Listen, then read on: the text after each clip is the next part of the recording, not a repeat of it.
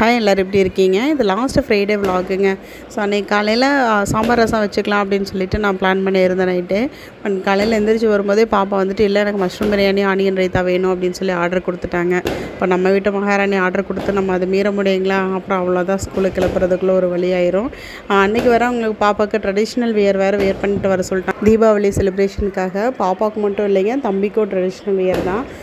So 8 o'clock அப்படிங்கும்போது பாப்பாவை கிளப்பிடணும். So அவங்களுக்கெல்லாம் மேக்கப்பெல்லாம் முடித்து கிளப்பி விட்டதையுமே அடுத்து வந்துட்டு தம்பி ரெடி ஆகிட்டாருங்க.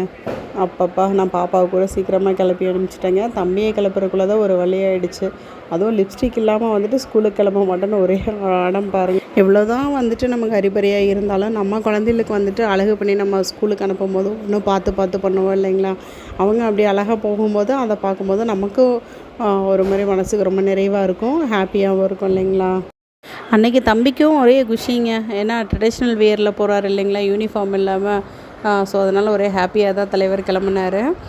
ஸோ எனக்கு உண்டான வேலைகளை கூட அவர் செஞ்சாருங்க. லஞ்ச் பேக் எடுத்துகிட்டு வந்து வெளியில் கொடுக்குறாரு, என்னோடய பேக்கை வெளில வந்து கொடுக்குறாங்க. ஸோ ஒரே ஹாப்பி தான் அன்றைக்கி.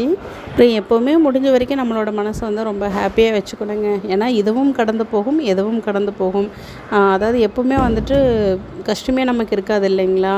ஒரு பெரிய கஷ்டம் வருதுன்னா அதை தாண்டி அதை விட ஒரு பெரிய சந்தோஷமான விஷயம் நமக்கு வரப்போகுதுன்னு அர்த்தம்.